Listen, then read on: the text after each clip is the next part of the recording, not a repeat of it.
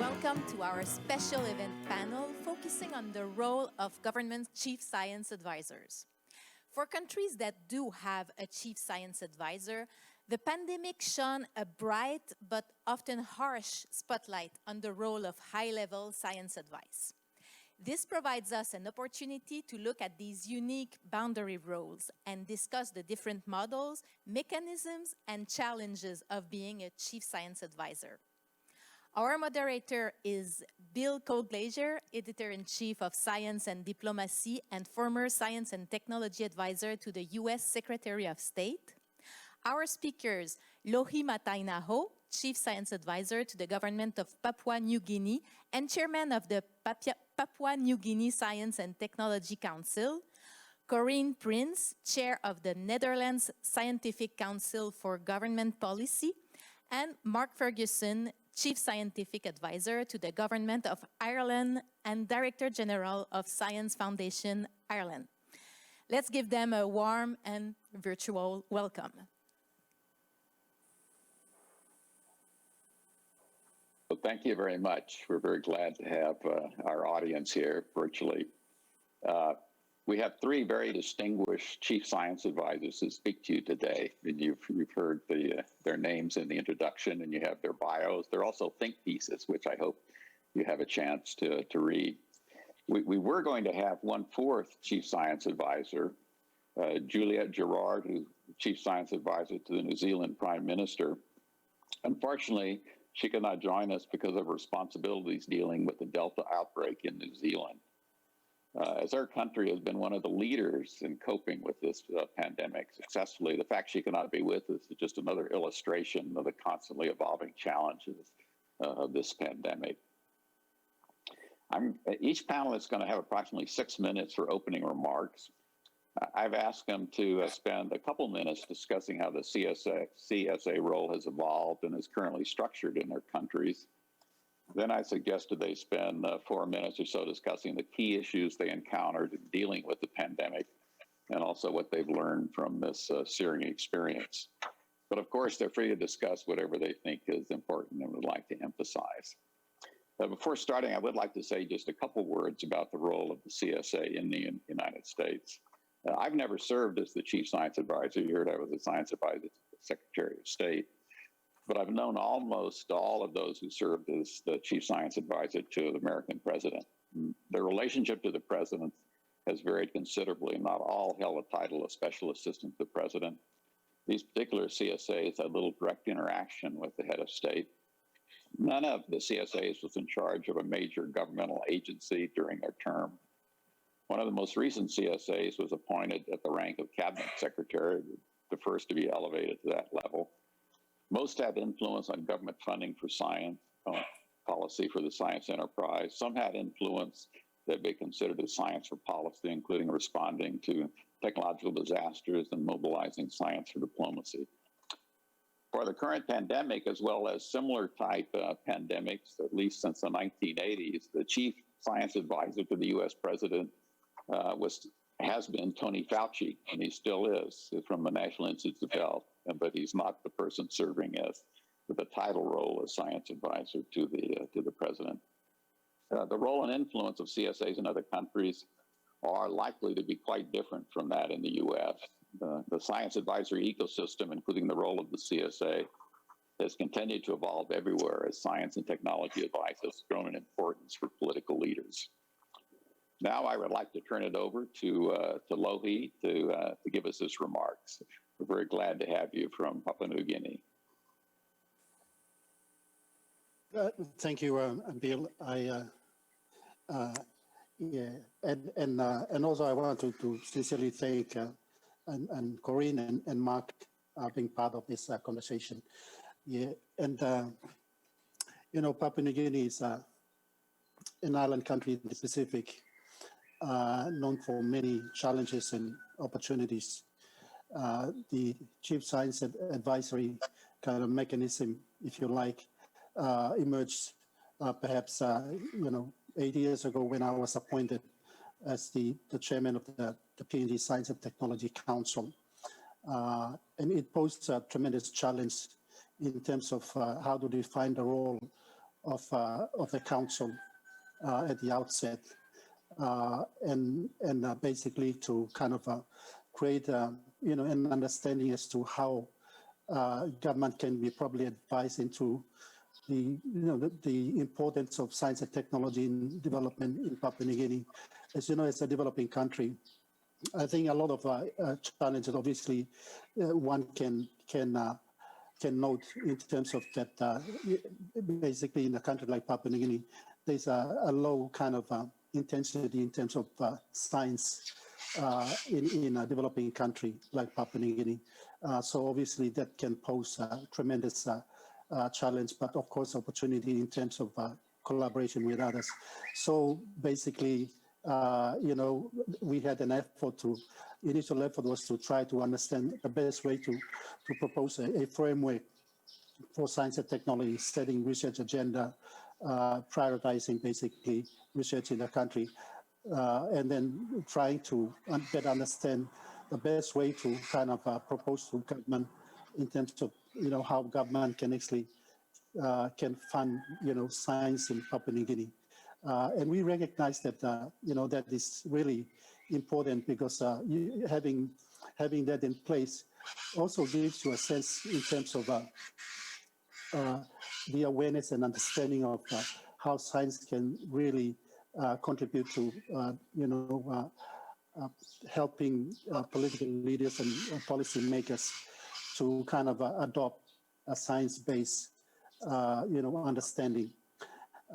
Coming to the science advisory, it became apparent that I was actually playing, a dual role as the chairman of the council, coordinating the main framework and the best way to kind of address this. At the same time, I took the role of basically technically as the chief science advisor to the government. But even then, it was, a challenge for me because in the initial phase, I had to try to figure out what that meant. And, I was actually privileged to be part of the APEC Chief Science Advisor equivalent kind of interaction. I think, Bill, my first time meeting you was in New Zealand, and so forth. That was my first exposure to the discussion and of science and how best to kind of bring that, elevate that to government. And so, and I think that fast forward to last year and this year, it became apparent that all of a sudden, a developing country like Papua New Guinea was thrust into a, extremely kind of a sort of a challenging period and time to define what a chief science advisor that means to the country. I still had, kind of a few kind of challenging undertakings in terms of how to really come out and define that role. So and that's been a tremendous, challenge to us. One of the things that really was clear to me was our political leaders found it really, really challenging because a lot of the decisions were more politically driven and not science-based. And, trying as a scientist and advisor to bring that into the fora, into the policy thinking was a challenge on its own. And so, and hence it was a case of trying to kind of understand the best way to kind of, bring about, an evidence or scientific approach to guiding our decision makers, policy makers, and so forth. So that has been, the order of things in Papua New Guinea. And, we've tried to define, what that could broadly mean and so forth. So I'll just leave it here, Bill. But I think that it's an evolving, ongoing, way of trying to get our government to better understand the role that scientists have in policy. Thank you. Thank you very much, Lohi. It's very, very interesting. Very nice. Corien, I'll turn it over to you. Thanks, Bill. Yes, from the Netherlands. For the audience, the Netherlands being a small country within the European Union, a very dense country, which is in particular important for the COVID-19 pandemic. But let me first sketch the landscape of science advice in the Netherlands. We have a large variety of science advice institutions and organizations. The majority of them related to a specific ministry. So we have science advice organizations dealing with education, with foreign policy, with culture. I chair the Scientific Council for the Dutch Scientific Council for Government Policy, and our role is twofold. First, to coordinate the variety of advisory councils we have in the Netherlands. So to form some sort of structure within this variety and this landscape. That's our first role. The second role is, as the Scientific Council for Government Policy, we have a role of our own in that we advise on the long-term strategic issues that are on the agenda of the government. So not policy-ready advice at this point in time, but long-term directed. That's a first characteristic. A second characteristic is that it is always a combination of different topics. So it's not a single issue topic that is on our agenda. It is the combination, and with COVID-19, illustrative in that respect is that we do see, of course, the health-related challenges that we have and the advice, the science-based advice that is needed there.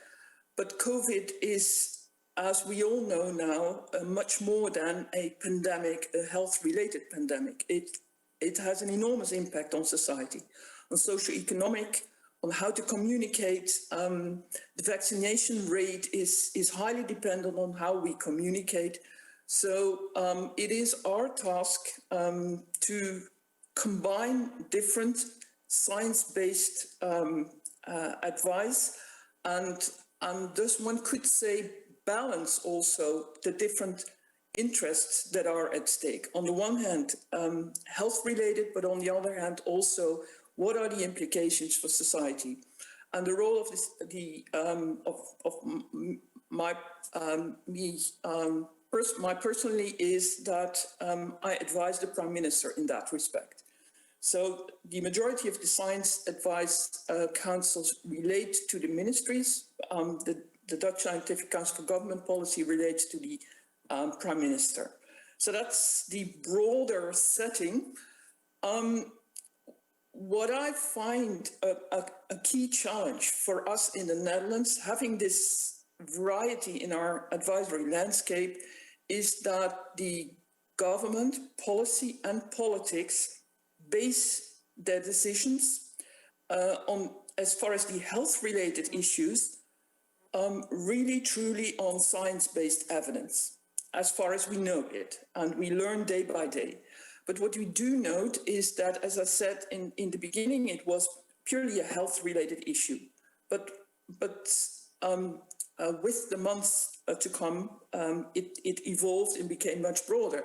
And what we do see is that it is really difficult to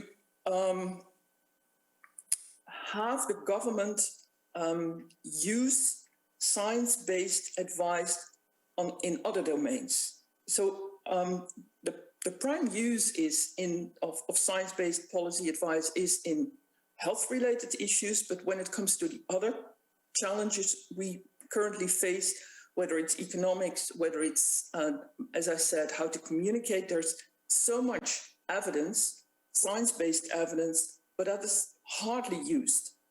And because our landscape is very scattered, it offers the government, policymakers, politics, also the opportunity to do some cherry picking. So I see as one of the big challenges for us in the Netherlands is how to combine our efforts, given that we do have so many different advisory bodies. Bill, that's for now. I think I can reflect much more, but that's perhaps for a later stage of our discussion. I know that. Thank you very much, Corinne. Very, very interesting as well. Now turn it over to Mark.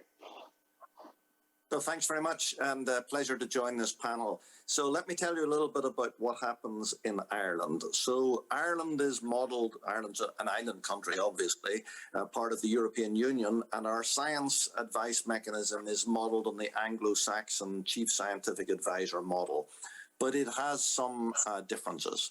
Historically, it was a separate office, but at the time of the economic crisis in Ireland, when there was an abolition of a lot of public service functions in order to save finance, the office of the Chief Scientific Advisor was abolished.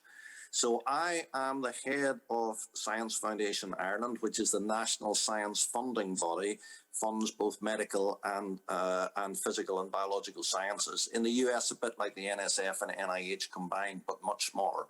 And I am appointed as the Chief Scientific Advisor in an ad hominem capacity, meaning that it's personal to me. I have no budget, I get no extra salary, and I have no staff. But I am allowed to use the offices and resources of the Science Funding Agency to discharge the Chief Scientific Advisor function. So I always joke and say I'm the most efficient Chief Scientific Advisor in the world, since I am paid nothing and I have no resources. But I can use the Science Funding Agency to do that.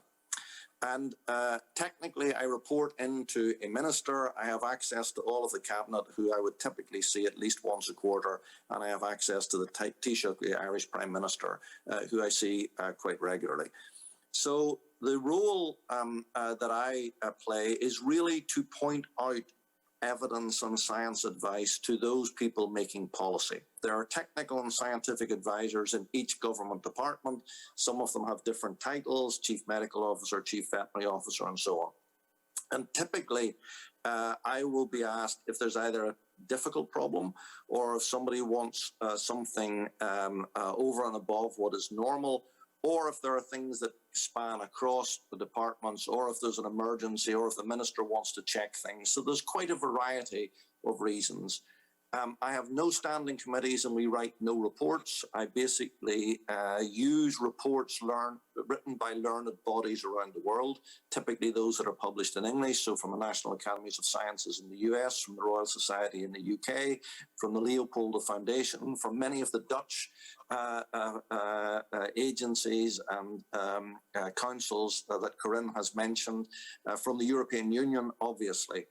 And essentially what I do is I encourage the technical advisors in those government departments to refer to those reports and to contextualize them in an Irish context. And actually, there isn't that much you need to do unless it's something that's technically very different. For example, the voltage of electricity supply and so on. This has a number of advantages, in my opinion, and that is that most politicians are used dealing with people who have an agenda, whether it's an NGO or a scientist or a business. But actually, a foreign report has no agenda for Ireland. It's simply a report of the science. And so you can contextualize that and have it virtually free of any Irish context, real or imagined. And I think that's actually quite helpful. So that's the way in which I operate. I personally do not give advice. I will tell somebody if they want to know what I think, it will be my opinion, but it's not necessarily advice. The advice will come from a contextualization of those reports. In the case of COVID-19, it's a national emergency. So we convened what's called a National Public Health Emergency Team, which is abbreviated to NPHET, NPHET. That has about 40 people on it. I am one of those people. It is chaired by the Chief Medical Officer, and he is in charge. And that coordinates our response. The National Public Health Emergency Team reports into a cabinet subcommittee of 4 ministers, a subcommittee of the cabinet, who then report to the cabinet, the Irish government, who make decisions. So there's a very, very close linkage between the advice that is given and the decision-making process. I mean, I subscribe to Winston Churchill's view of scientific advice. Churchill said, science should be on tap, not on top. So the political system makes the decisions, but there's advice that goes into the system. And that has worked well in the pandemic. If I were to say what I think has worked well in the pandemic, it's been the science piece, the rapid development of vaccines, the rapid development of tests, their widespread deployment. I think on science advice, there's been an informal meeting of chief scientific advisors or their equivalents from around the world, initially every week, then every fortnight, and now roughly every month. That's coordinated out of OSTP in the White House.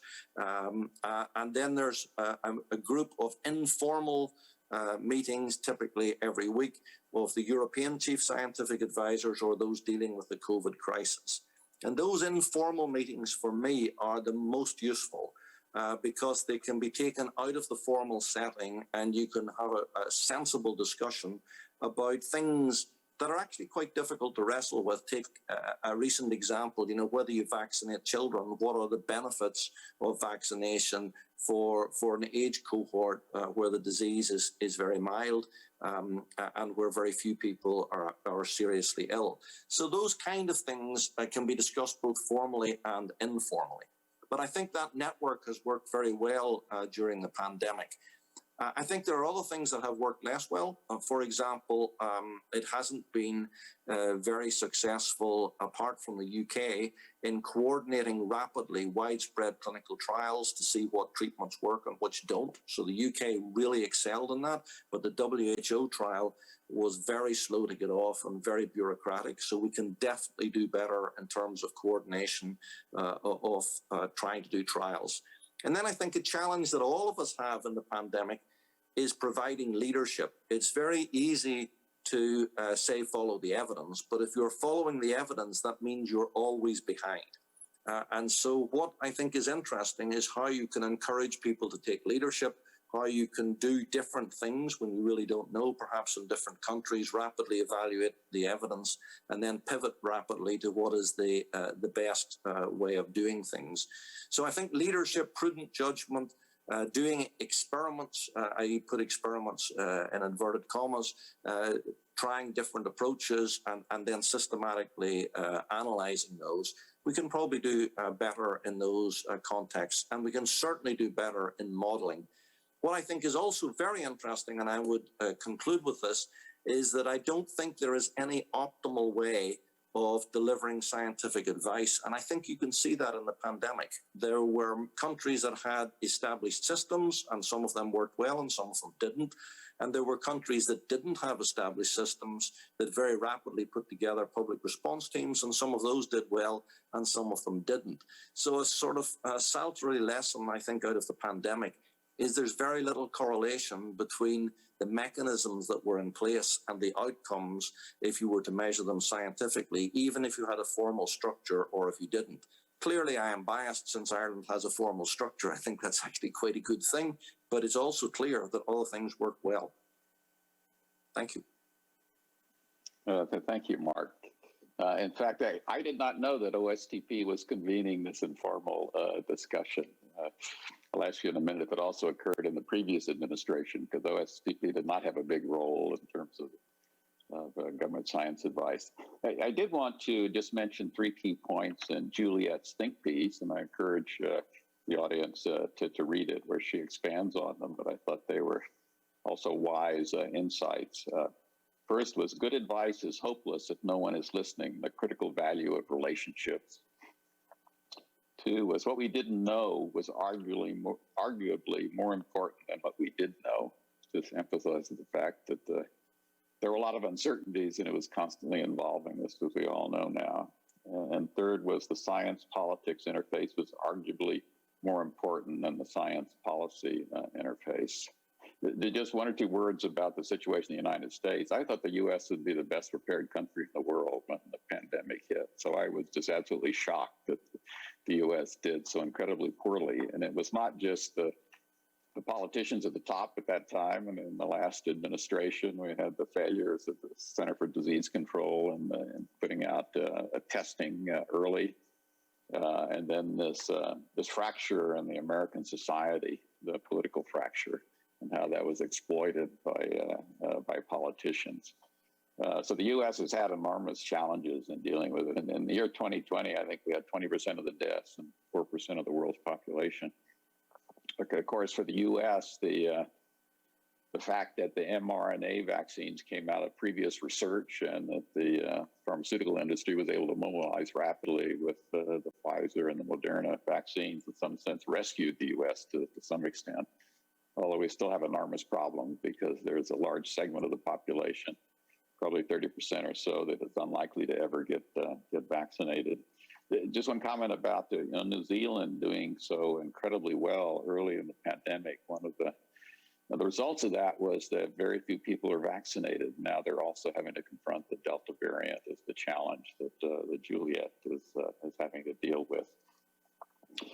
In terms of questions, we did have one question that came in advance over the website. It came from Jackie McGlade of University College London. She was formerly the chief scientist at UNEP in Nairobi.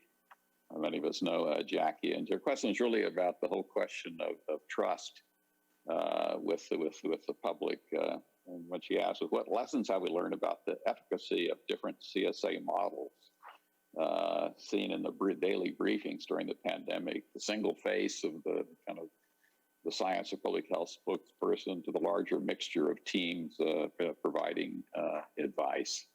And of course, in the United States, this question of trust is one that we have much bigger problems than we originally thought. So any of your comments about this challenge of communicating to the public, engendering trust between the government and the public, between science and the public, particularly as one of the things with the uncertainties, as we all know, the science, there's a lot of uncertainties and things change over time. And in some cases, when the public sees the scientists all of a sudden giving different advice from what they said a month or two ago, they think that science, in some sense, can't really be trusted. So any of your insights on this question we all face, dealing with trust among science, policy, and society? I'll turn, Lohi, would you like to start again if you have any thoughts about that? Yes, thank you, Bill. I think that it's a very important area.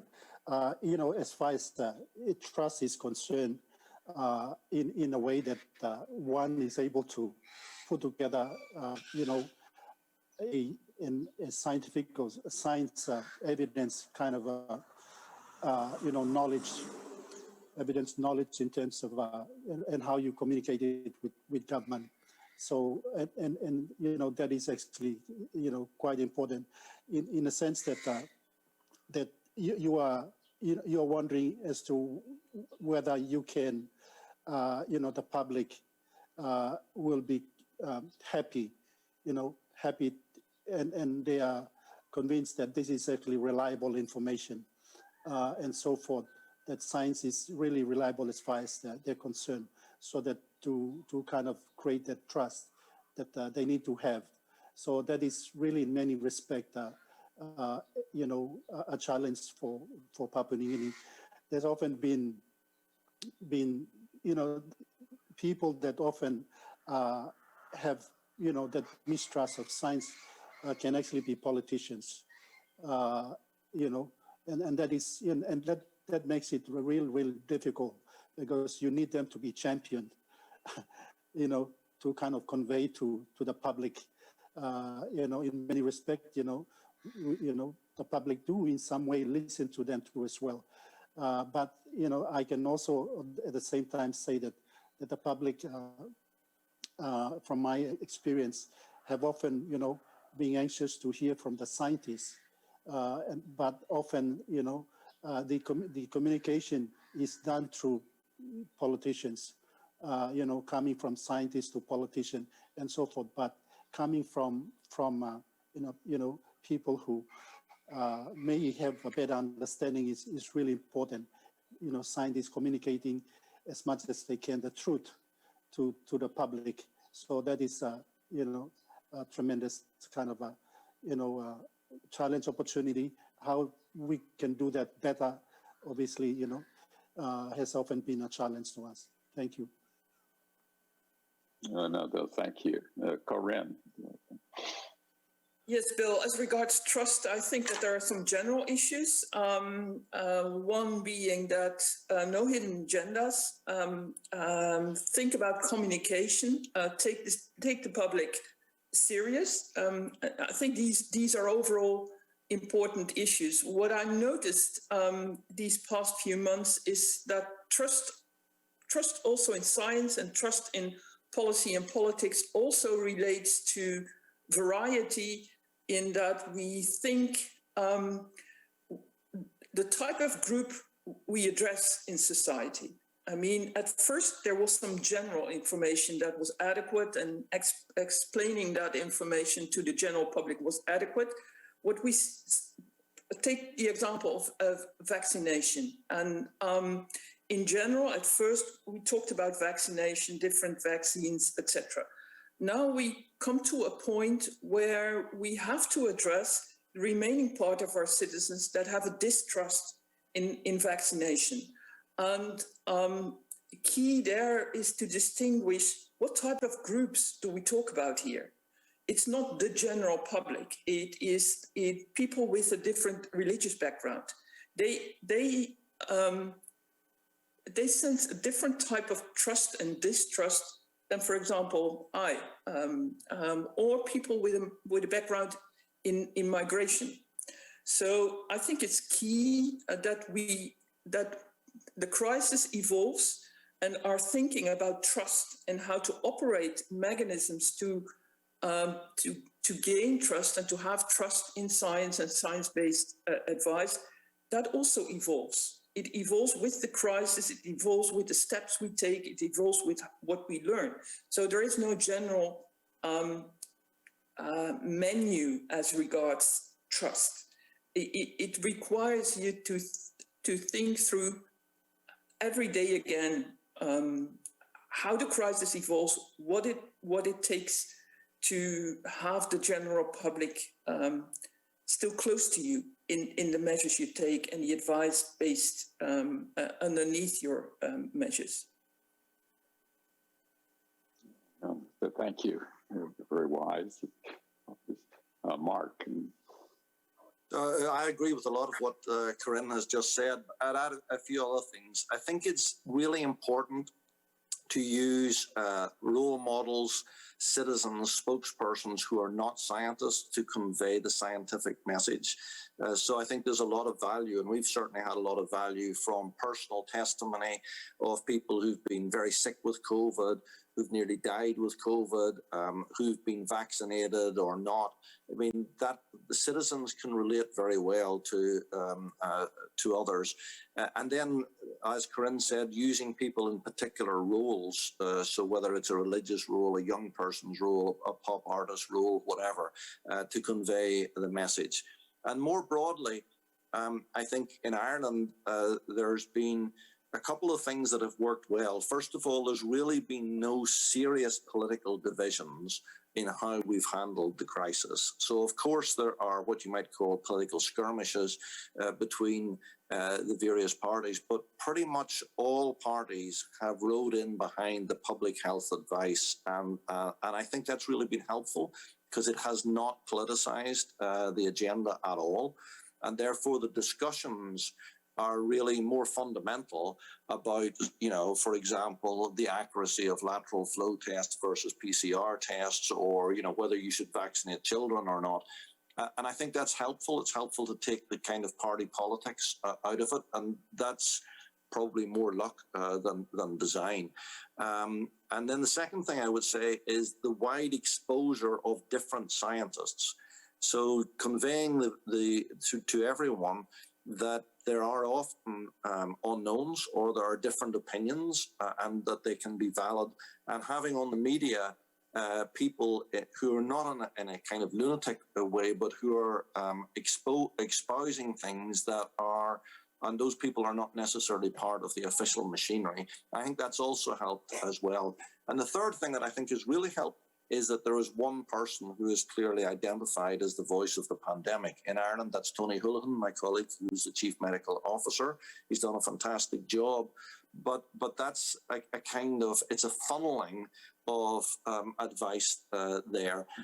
And having that individual be able to address, for example, controversies or things so that people understand what is genuinely not known or contested and evolving versus what is some kind of fringe opinion that's not necessarily valid. But getting trust is very important. Ireland has a very successful history of citizens' assemblies in terms of trying to evolve contentious issues. We haven't had a citizens' assembly in COVID-19, but we have used citizens quite a lot to convey the message. And I think that's actually been quite helpful. For example, people who've been seriously ill advocating vaccination and saying, look, I nearly died and it was a horrible illness. And you know, it isn't a joke and it's not a hoax, it's real.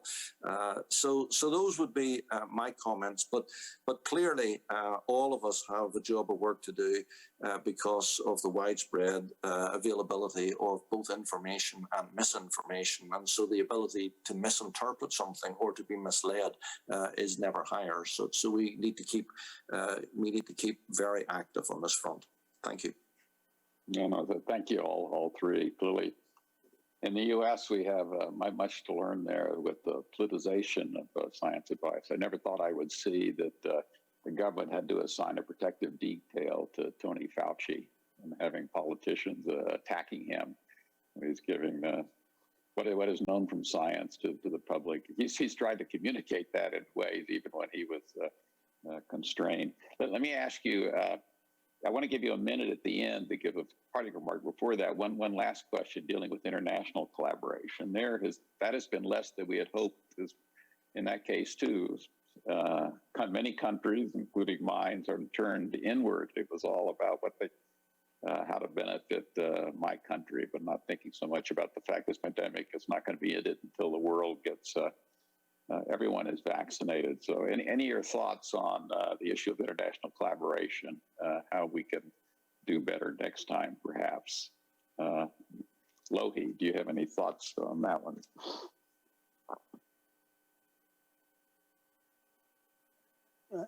Thank you, Bill. I think we have been fortunate to have close proximity with Australia, and it has been, very useful in making sure that what we are not able to kind of provide in terms of testing are done in Brisbane, in Australia, and even Singapore. We just don't have the capacity to do a lot of those things, even to the extent that we're able to also have support of vaccines as well, from Australia. But having said that, broadly, there is often a challenge in terms of how we can also, receive, that kind of information readily from colleagues right across. I remember, earlier in the pandemic, I received a letter from the Australian Academy of Sciences, reaching out to me, asking if I needed any help. And I think that was really, helpful in that sense. Of course, we were handicapped in terms of we had a mechanism in which much of the information is filtered through the medical advisory, committee as well, which basically, was, constitute medical officers and so forth. And I was one of the scientists in that committee.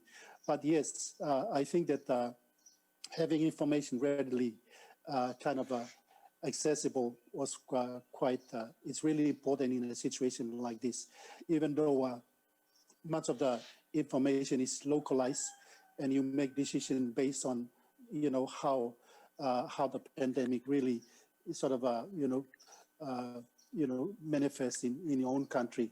But I think that it's important to recognize that you still need that kind of, information that might, complement your understanding, recognizing obviously that, the virus is coming from across the border in here too as well. So that's important to acknowledge that particular challenge. Thank you. Thank you. Corien?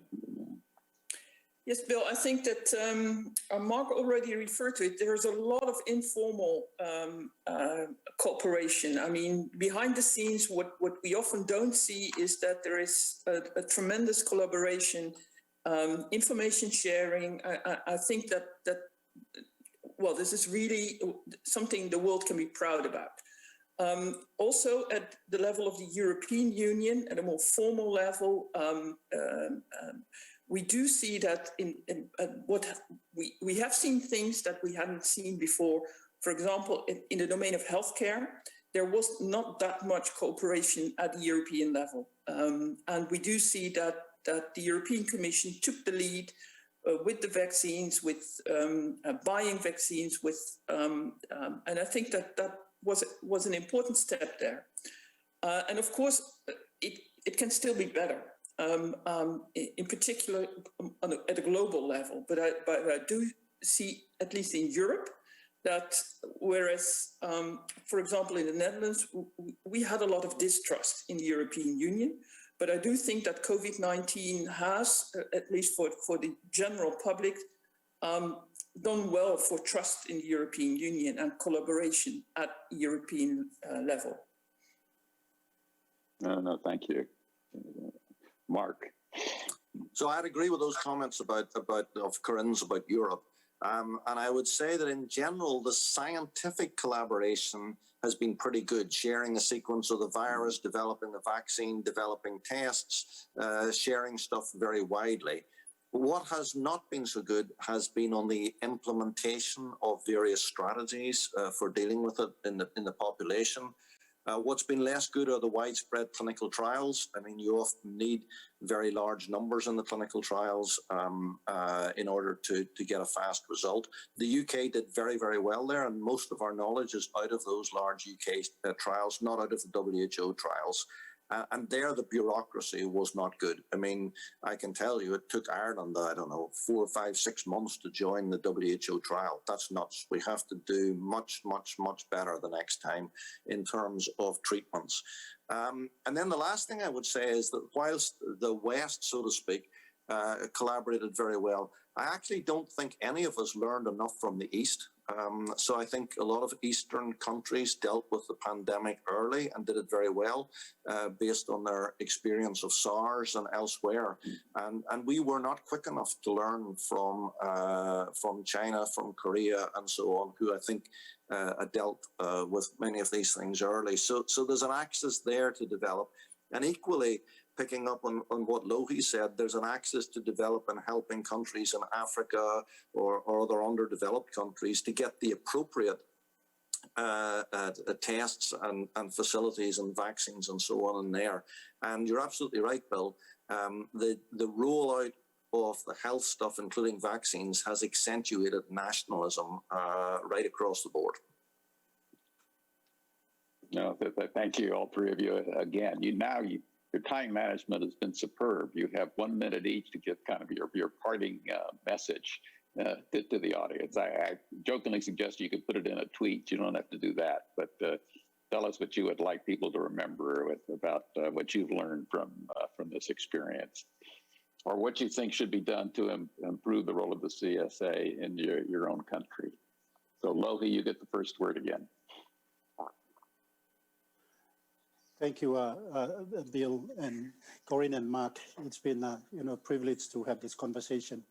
I think that thinking about what I would say, really it's about speaking the truth. It's about how can we best convey the truth, science that can be believable, that can be accepted broadly by everyone, politicians and the public. I think that would be my statement to this particular, Thank you. Thank you. A beautiful parting statement, Corien.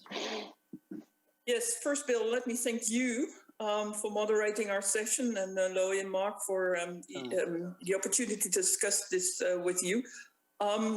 As far as my final 40 seconds, I think it is, I would say I hope that within a short period we can say we can start looking back, but I'm not sure.